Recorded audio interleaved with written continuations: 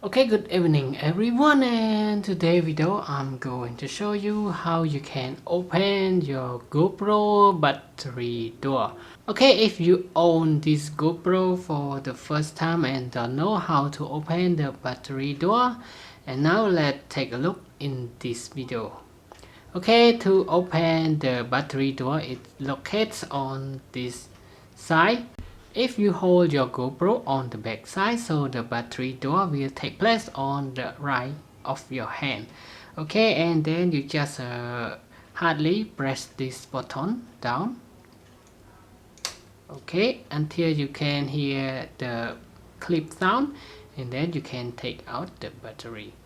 After you open this lock, and you will see the battery here, and you can take out the battery from this guy sticker and just take it out. Okay, and then you can change the battery to another one. Okay, and inside you will see here is the SD card location here. You can just press here and then you will see the SD card here.